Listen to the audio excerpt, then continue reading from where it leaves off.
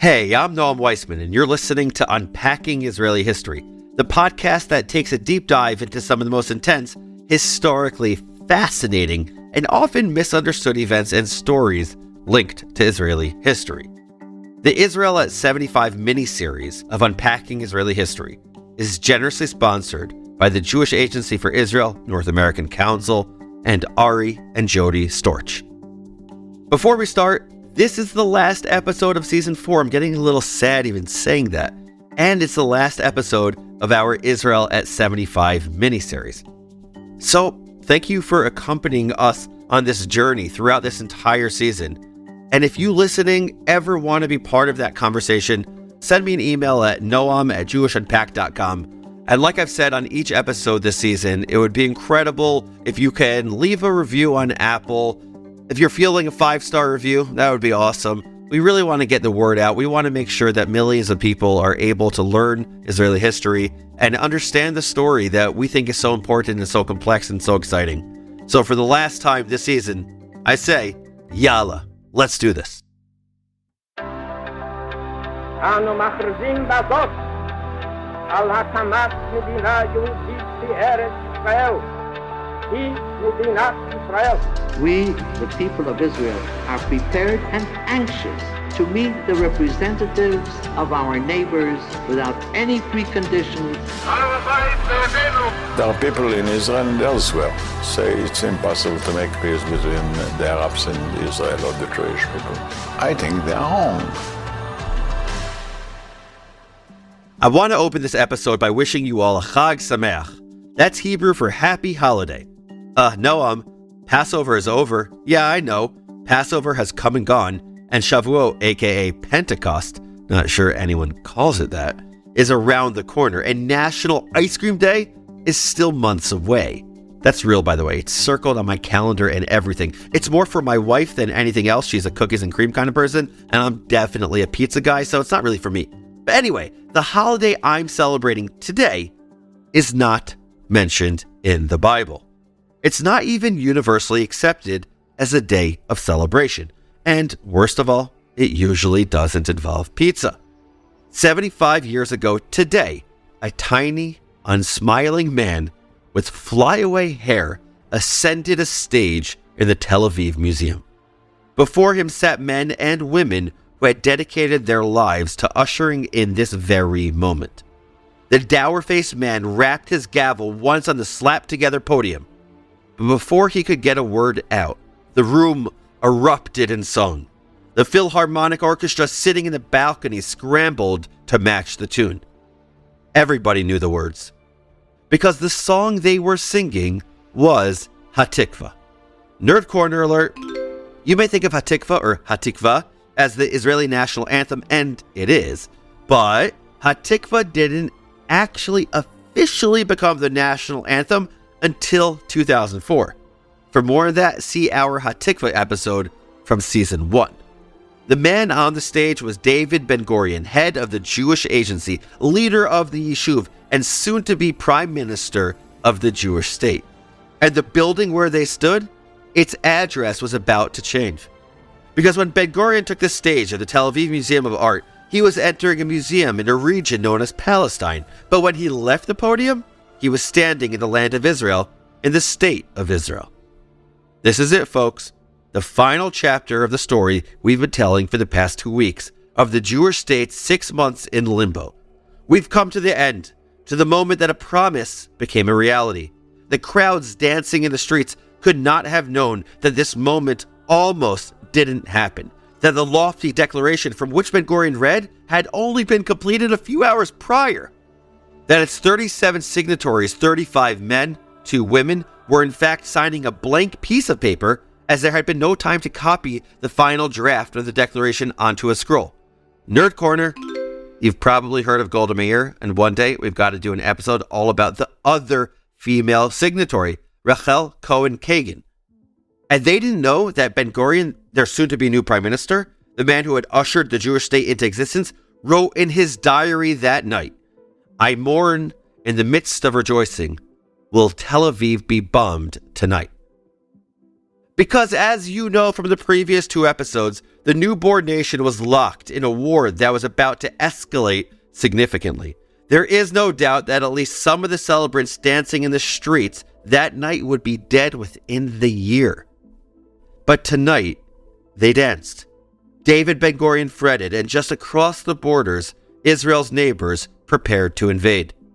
Now, maybe you're thinking I'm going to tell you about a particularly decisive battle in the fight against the Arab armies, or maybe you're gearing up to hear about a massacre, something bloody and dramatic.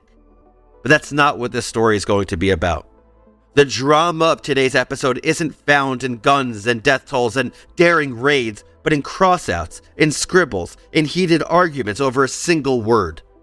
The heroes of this tale aren't soldiers crossing enemy territory under cover of darkness, but a bunch of lawyers huddled around their tables in the wee hours of the morning, wrestling with questions to which there was no single satisfactory answer. And maybe you're thinking, really, Noam? This is the last episode of the series, and you're trying to tell me about editing? Editing? And I hear you. But I want you to consider this. Those arguments, those crossouts, those amendments and revisions and debates, they're still happening today. The 3 weeks that Yishuv leaders spent drafting and erasing and refining, they're the reason that Israel looks the way it does today. The Declaration of Independence that they produce is the basis for many of the country's laws. And it represents the compromises required of a people who are famously unable to agree on anything, who are still in their way figuring out what it means to have a Jewish state in all its contradiction and complexity. Let me say this more emphatically. The Israel you see today, the internal challenges, the internal debates, so much of that goes back to this moment. Let's go back to April and May of 1948, the final tumultuous weeks of the British Mandate, to the dark moments of worry and doubt, to the fight waged not for Israel's existence, but for its character, its very soul.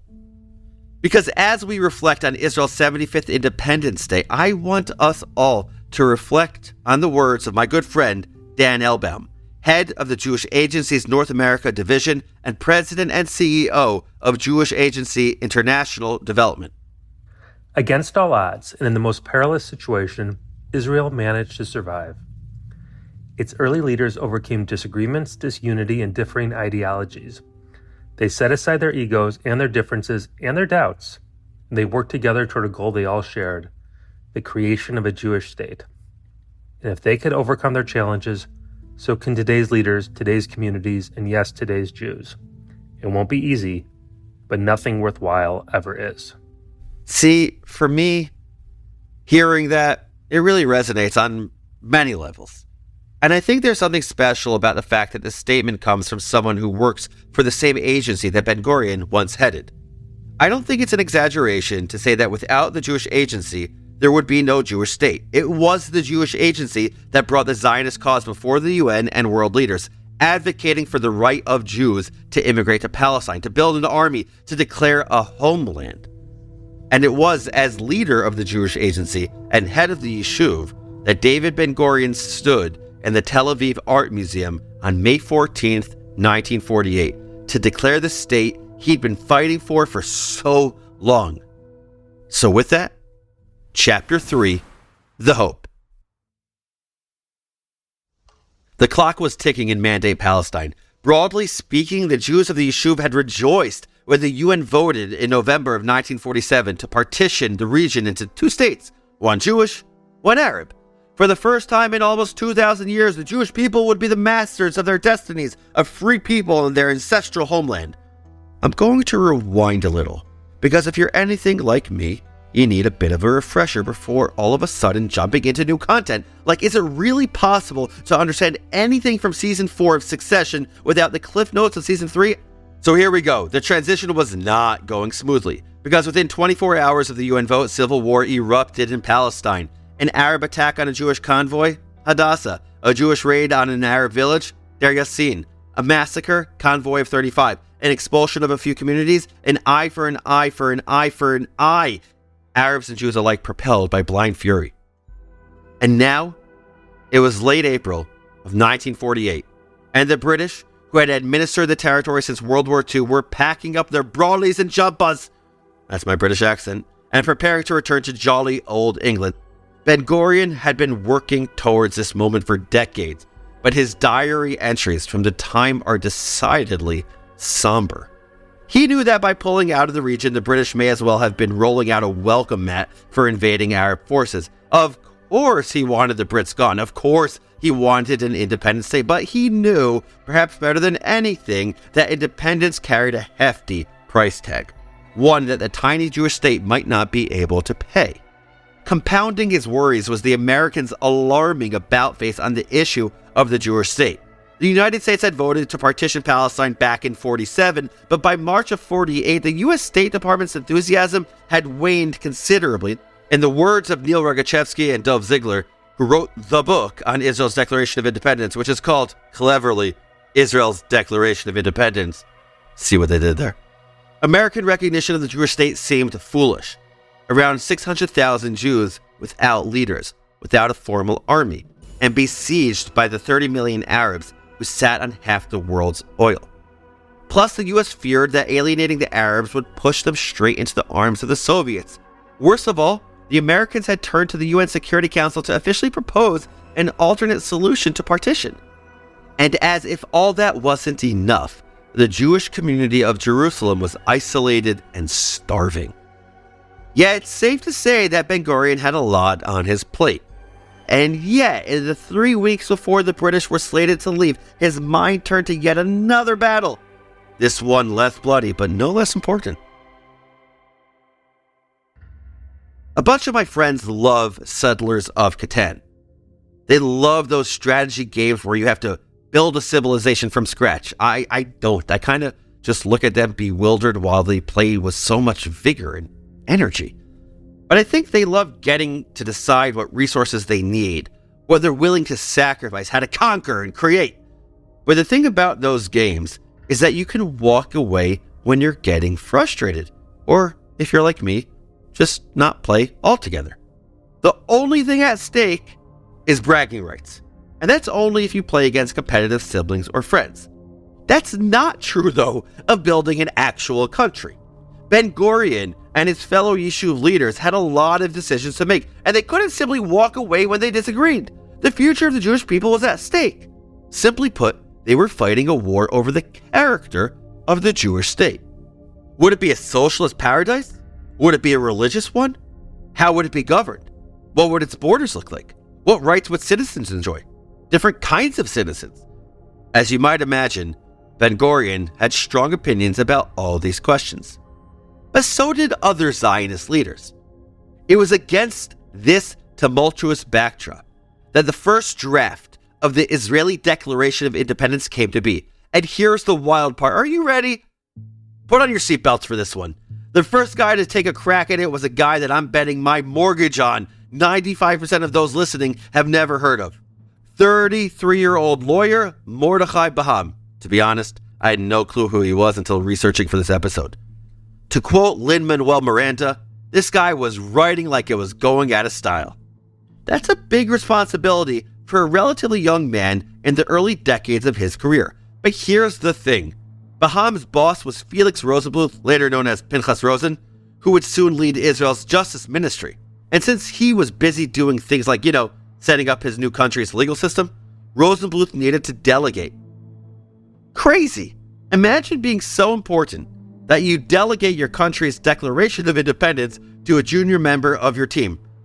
But honestly, this story is not out of character for the Israel of 1948. So many of Israel's battles were fought by the young. Think back to our last episode. The commander of the Lamed Hey, Dani Mas, who was only 25 years old when he set out on his tragic mission to resupply the Etzion bloc. Israel, or at least the community that would become Israel, was scrambling. It was all hands on deck. Baham's assignment just happened to coincide with the first days of Passover, roughly 3 weeks before the British were set to leave Palestine. No doubt the story of the Exodus weighed heavily on his mind as he drafted the document that ushered in a new era of Jewish liberation. But equally heavy on his mind was the very important question of what the heck am I doing? And so he turned to 3 documents for inspiration. Do you know what they are? Do you? I'll give you a second to think about it. Just think. Okay, fine. Here's what they are. Number 1, the American Declaration of Independence of 1776. Number 2, the English Bill of Rights of 1689. And number 3, the Hebrew Bible. Not going to date that one. His draft, though short, covered a lot of ground. Most importantly, he wrote about the historic and spiritual connection between the Jewish people and the land of Israel as promised by God. The pain and danger of exile, which culminated in the extermination of a third of world Jewry. The validity of the Jewish state as conferred by the Balfour Declaration and the UN Partition Plan. The inalienable right of the Jewish people to life, liberty, and the pursuit of happiness. Sounds pretty solid, right? Pretty good. But the Yeshuv's legal department tore it apart. Many of the Yeshuv's top brass just happened to be secular socialists with family roots in Europe. Baham's talk of God and natural rights, well, it made them uncomfortable. And by May 5th, a mere 10 days before the British were set to leave and the Yeshuv was set to declare independence, Baham's boss asked another lawyer to take a crack at drafting a declaration, Zvi Berenson. He was a pretty impressive guy, a legal advisor to the Yeshuv's labor union and legal department who later went on to serve on Israel's Supreme Court. So it's not super surprising that his draft is pretty, well, legalistic, emphasizing the sovereignty of the state. But embedded in Berenson's draft was a very important assertion, that of a single law for all citizens, regardless of, quote, race, religion, language, or sex. Every citizen of the state of Israel would be treated equally under the law. He made his position on minorities even clearer in the next paragraph. Quote, "We call on the Arabs in the Jewish state to cooperate as citizens bearing equal rights and duties." Imagine that for a second. The Yeshuv was in the middle of a war attacked daily by Arabs within and outside of the proposed borders of the Jewish state. And yet, here was a vision for a state that wouldn't always be torn apart by war. Here was hope for a better future. Here was both an invitation to the state's minorities and a promise. As we've discussed in previous episodes, the promise wasn't always honored, and the invitation wasn't always answered. But I want to linger on this for a moment, because it's incredibly important. I hope this doesn't come as too much of a surprise, but Israel has a lot of critics. You've heard all the buzzwords, Jewish supremacy, Judaizing, apartheid. But here, in a draft of its Declaration of Independence, is a preoccupation with doing the right thing, with ensuring equal rights for all. And while that ethos may have gotten lost at times, it nonetheless animated the Zionist project from the very beginning. Actually, it did not just animate the project, it defined it. So the Yeshuv adopted Berenson's draft, right? No, not so fast. Because on May 12th, 1948, that's 2 days before the British are poised to leave and the Yeshuv is supposed to declare independence, the Yeshuv's leadership got just a little distracted.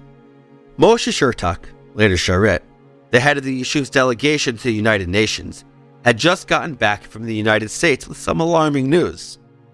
Remember when we mentioned that the American State Department was unenthused about the prospect of a Jewish state? Well, they just instituted an arms embargo against the Yeshuv, even threatening a blockade of the coast to prevent any smuggling.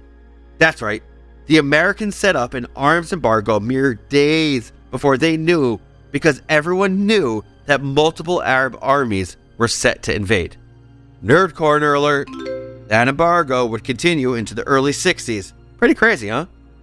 To make matters worse, the State Department had its eye on the Jewish Americans anxious to help their brothers and sisters across the sea, explicitly forbidding them from moving arms to the Haganah or even enlisting in the fight for Israeli independence. This policy, thankfully, was not really enforced. Some of the greatest heroes of the War of Independence were Americans who had volunteered. Finally, if the U.S. managed to convince other powerful allies not to support Jewish independence, the Yeshuv was, frankly, screwed. And now they were in crisis. An even worse crisis, beyond all the fun stuff they were already dealing with. Should they continue drafting a Declaration of Independence with the sword of Damocles hanging over their heads? Greek mythology nerds, that one was for you. Or should they delay the declaration and buy themselves more time?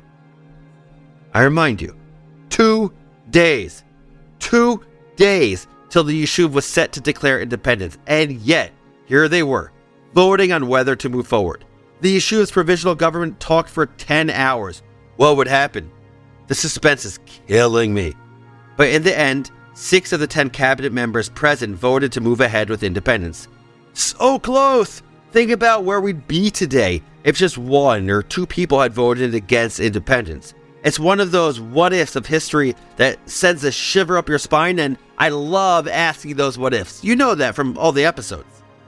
It was decided they were moving forward, which meant that they still needed a declaration of independence.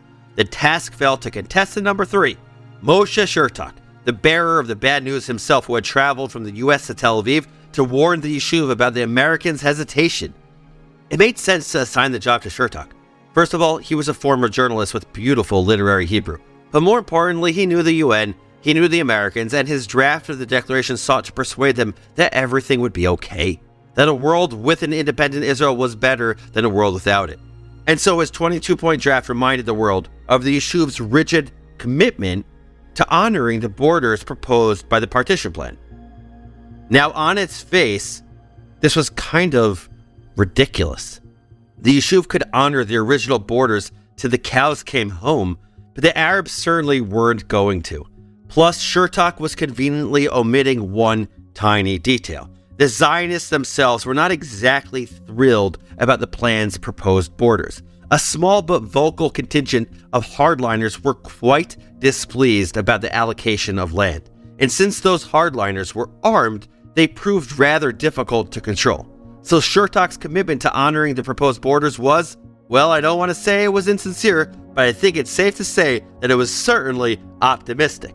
Chertok worked through the night, again writing like it was going out of style, to finish his draft on May 13th, 1948. Again, literally 1 day before Ben-Gurion was to declare independence. Are you getting as nervous as me? Literally 1 day. I like procrastinating as much as the next guy, but there are levels to the game here.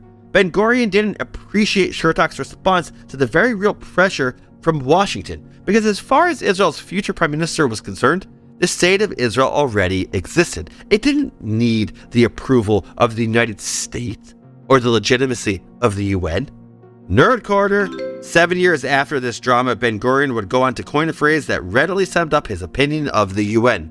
The official Hebrew name for the UN is Ha'umot HaMeuchadot, but in vernacular Hebrew, the UN is known as or in Ben-Gurion's parlance, Shmum.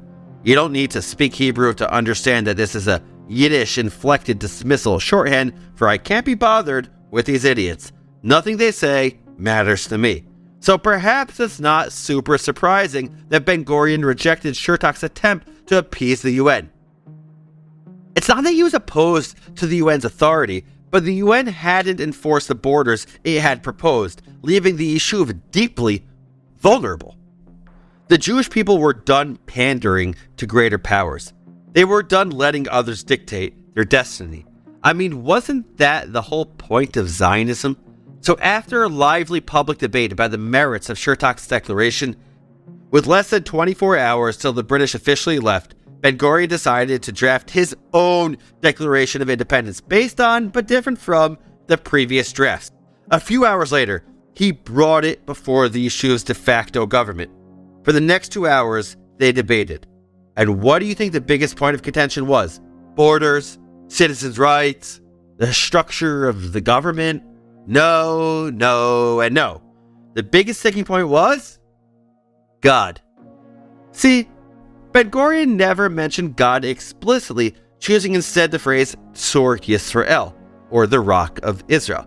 It seemed like a decent compromise, acknowledging a higher power without referring to one by name. In Israel, as in other countries, God is a controversial subject. The religious want him front and center often, the secular want him out of their hair often. I know I'm just, not saying it in the most fair of ways, but you get the picture.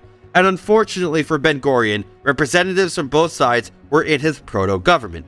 On the religious side was Rabbi Aryeh Leib Fishman Maimon, who argued for amending the phrase to Tzor Yisrael v'Goalo, Rock and Redeemer of Israel. It seems like a relatively small change, right? It's not explicit, and after all, Was this or was this not a Jewish state? And what is a Jewish state without reference to God? But on the secular side, Aaron Zisling, who would soon become the Jewish state's Minister of Agriculture, argued to strike the phrase entirely. Zisling was an atheist, more interested in the here and now than in some theoretical conception of redemption. It was the eternal argument of Israeli society, one we're having to this day. Check out the links in the show notes. You gotta see more for all of this. But after 2 hours of arguing, Ben-Gurion struck a compromise. As he wrote later, quote, I explained that Rabbi Fishman and his associates could interpret the words with trust in Sor Yisrael to mean trust in God, and Zisling and his associates could interpret it to mean the strength of the Jewish people. In the end, they accepted my argument. Well, sort of, because Rabbi Fishman Maimon did something a little sneaky when the time came to sign the declaration. Along with his name, he included the Hebrew acronym Bet Hey for Bezrat Hashem, or with the help of God. Love the hustle, Rabbi, love it. Honest question.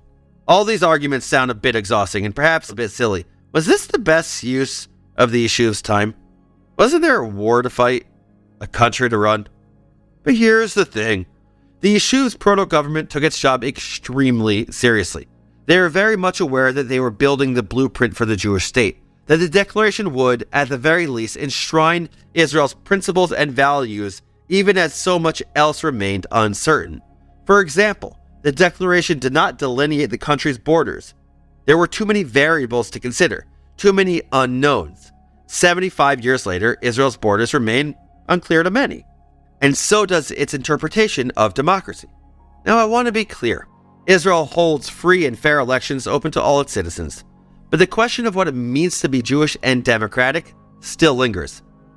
And so it's interesting that Ben-Gurion's version of the declaration does not refer to Israel as democracy. Fun fact, the word democracy is simply not mentioned in the Declaration of Independence. But before we assign some nefarious motive to Ben-Gurion, let's use Occam's razor here. I think we should remember that the simplest explanation is most likely to be true, and that is that the Yishuv was already democratic, choosing its representatives through direct elections. Universal suffrage was extended to Arab citizens of Israel from the moment of its founding, and the text emphasized that the Jewish state would be based on freedom, justice, and peace, and ensure complete equality of social and political rights to all its inhabitants. After 3 weeks of revision and rewriting, time was up. The moment had arrived for Ben-Gurion to read the declaration that had inspired such fierce debate. So much was still up in the air. The new country lacked clear borders, a constitution, a single friendly neighbor. Remember, at this point, some of the Yishuv were still operating under the assumption, or perhaps the hope, or maybe even the delusion, that a Palestinian Arab state might emerge, ending the hostilities.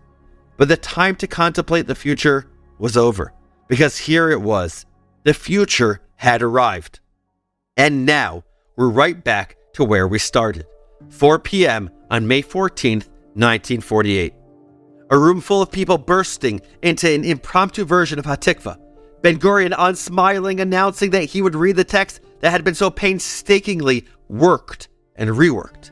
And whether they heard the declaration read through the crackle of the radio or the hush of the Tel Aviv Art Museum, Jews all over the world paused. David Horowitz, one of the Jewish agency delegates in the museum that day, later reflected, "A feeling that grips a man but once in his lifetime came upon us. High above us, we seemed to hear the beating of the wings of history. For the first time in nearly 2,000 years, the Jewish people had a home. Fractious and imperfect and embattled, and theirs." And in the hushed, expectant silence, Ben-Gurion reminded every single Jewish person in the world of his and her connection to the state of Israel. The land of Israel was the birthplace of the Jewish people. Here their spiritual, religious, and national identity was formed. Here they achieved independence and created a culture of national and universal significance. Here they wrote and gave the Bible to the world. And then, the Declaration's most iconic words, which might just sound familiar to listeners of this podcast. We hereby declare the establishment of a Jewish state in Eretz Israel to be known as the State of Israel. In the room, around the world, a rustle of surprise. Because you see, up until that very moment, no one knew what their new home would be named. What do you name a country that is simultaneously brand new and thousands of years old? That holds special significance to Jews, Christians, and Muslims alike. That would be a Jewish state with a sizable non-Jewish minority. What do you call it? Zion, Judea, Yehuda, Ivriya, Herzliya? How about Eretz Israel? Ben Gurion had been the one to propose simply Israel, a name that reiterated the Jews' connection to their ancient homeland without implying exclusivity. Judea was for Jews, Zion or Herzliya was for Zionists, Eretz Israel smacked of maximalism, of the revisionist vision of a Jewish home on both sides of the Jordan River, but Israel seemed neutral enough to appeal to all the state's inhabitants, whether or not they were Jewish or Zionists. After all, you could be an Israeli without being either of those things. Plus, Israel was easy enough to translate into Arabic, Israel. Nerd Corner alert, wow, we've done a lot this episode. The Yeshuv's proto-government had even discussed for a little bit giving the country an Arabic name in addition to the Hebrew name. The Arabic name would of course be Philistine, Palestine. But this idea was quickly discarded under the assumption, or again, maybe the hope, that Palestine would be the name of a future Arab state elected along Israel's borders. There's something so sad and so beautiful about that hope. It reminds me of just how much Israel's founders didn't know. Because that's the nature of building something for future generations. You'll never get to see it bear fruit. You just have to hope that it does, that your efforts will be appreciated and stewarded and maintained. And that, I believe, was likely the spirit in which Ben Gurion read the Declaration. He knew the world could very well end tomorrow, that his newborn state might not survive, and still, he spoke the state into being in the hope that it would endure. Against all odds, and likely surpassing Ben Gurion's wildest dreams, it did. Exactly 75 years later, here we are. Who's we? An educator who has dedicated his life and career to teaching the story of the Jewish people, including Israel. An audience, you, that's engaged and electric and hungry to learn. A team that works tirelessly to bring you this story. 75 years of history. The unknowable vistas of the future beyond the horizon. Israel's Declaration of Independence wasn't perfect. I mean, how could it be? The thing was written hours before the deadline, amid endless debate. Ben Gurion reassured his cabinet they could change it later, that they had more immediate concerns, that they would draft a constitution later, that all they needed for now was this declaration and also the will to survive the tidal wave about to engulf them. But none of these promises came to be. The text of the declaration remains unchanged. Israel still lacks a constitution, a fact that has recently sent the country into a tailspin. Was the rush to declare independence a mistake? Should they have waited, stalled for time so they could add a constitution or perfect the declaration? After all, they were building a state. Should they have been thinking a little more long-term? I posed this question to Dan Elbaum, our friend from the Jewish Agency, and he said something that I really can't get out of my head. I'm going to quote it to you here. He said this: "For me, the central takeaway is not that Ben Gurion and the other members of the Jewish Agency were godlike figures who made no mistakes. They made many, some of them that deserve to be judged harshly through the lens of history. Yet that is perhaps exactly the point. They did not know what we know now. They did not know that they would succeed in creating a Jewish state that would thrive and succeed beyond anyone's wildest expectations. They were struggling to do something that had never been done, to create a state for a people who had been stateless for 2,000 years. What they accomplished was nothing less than the most impressive accomplishments of the 21st century. And to understand that, it is vital that we be honest about how it all happened." So here we are, being honest.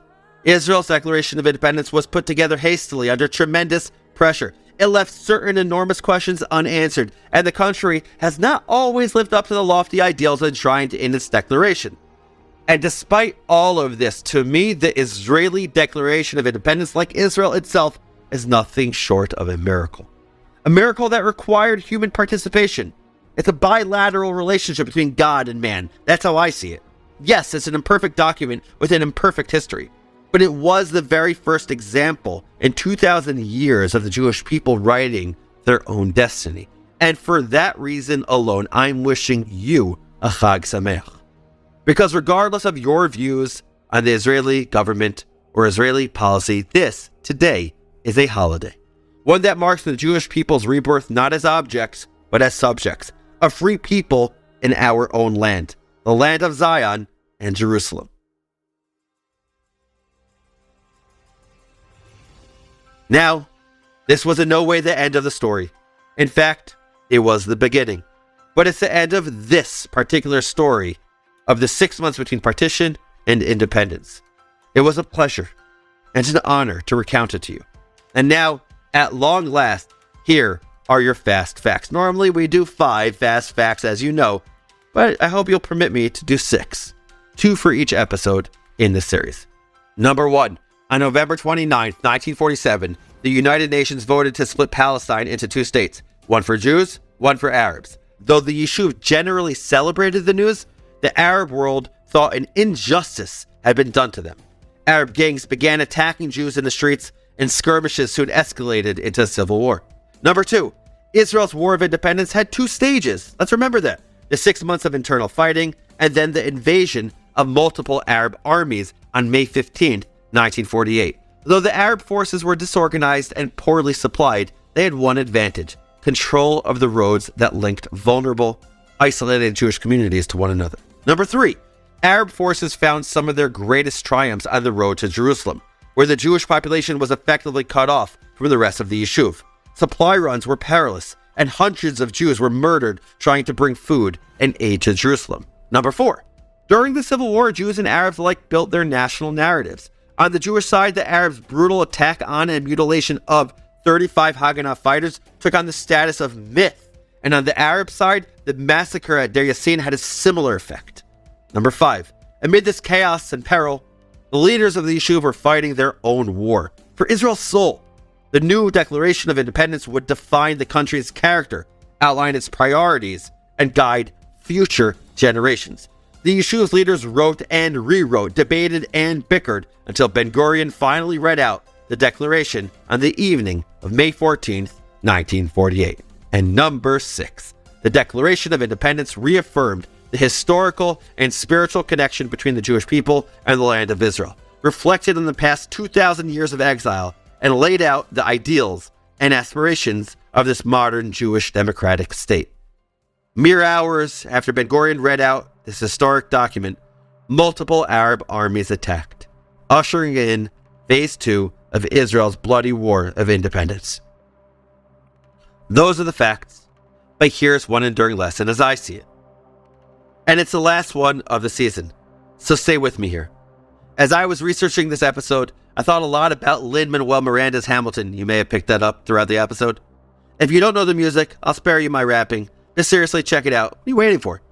Anyway, there are a decent number of parallels between Hamilton and the founding of Israel. The fight for independence, the infighting about the right way to build a state, semi-villainous Brits, but 2 lines keep bouncing around in my head. Of course, in addition to writing like it's going out of style. Like the American founding fathers, Israel's first leaders certainly felt that history has its eyes on you. It's apparent in every line of the Declaration, which honors the past and looks towards the future. They couldn't have known how their country would turn out. They could only hope that they were making the kinds of decisions that would allow the Jewish state to flourish long after they were gone. I don't know what they'd think of Israel of 2023, but I'm very, very certain of one thing. And that is that every single person who fought to usher Israel into the world in 1948, whether on a battlefield or in front of the UN, would remind us that history has its eyes on us as well. We are not simply inheriting. It's our responsibility to keep building on their vision. To be prophets who demand and envision a better future for all inhabitants, including the most vulnerable, and guardians to safeguard the values that have been outlined for us, to protect this legacy. Which brings me to the second line from Hamilton. Because then, as now, Israel is a great unfinished symphony. We're still answering the questions that the Declaration of Independence posed. What does it mean to be Jewish and democratic? What should Israel's relationship be to world Jewry, to its neighbors, to the Palestinians? What should its borders look like? Its constitution? I don't know the answers to those questions, and I'm sure that all of the listeners of this podcast would have vastly different opinions, just like our founding fathers and mothers. But we have something that they didn't have. We grew up with the Jewish state. Today, literally, as we release this episode, we celebrate Israel's 75th anniversary, but tomorrow and every day after, we have to confront the enormity of our task. Israel's founding fathers gave us the privilege and that responsibility of building up and safeguarding the Jewish state. It's up to each of us to decide how to use it. I close this miniseries with words from the late Rabbi Jonathan Sacks of blessed memory. Here it is. I did not come from nowhere. I have a past, and if any past commands anyone, this past commands me. I am a Jew because only if I remain a Jew will the story of 100 generations live on in me. I continue their journey because having come this far, I may not let it and let them fail. I cannot be the missing letter in the scroll. Friends, let's all add our letters. Thank you all for listening. One last reminder, if you haven't yet, subscribe wherever you get your podcasts and help us grow this podcast community by rating and reviewing us on Apple Podcasts too. And before we end the season, I have to say this one more time. Write to me, noam@JewishUnpacked.com. Your email might even get in the show. Unpacking Israeli History is a production of Unpacked, a division of Open Door Media. Check out JewishUnpacked.com for everything Unpacked related and subscribe to our other podcasts. Check out our massive YouTube channels, Unpacked and Today Unpacked, and look for Jewish Unpacked anywhere. This episode and this season was produced by the great, incomparable Rifki Stern. Our team for this episode includes Adi Elbaz and Rob Pera. I'm your host, Noam Weissman. Thanks for listening. See you next season.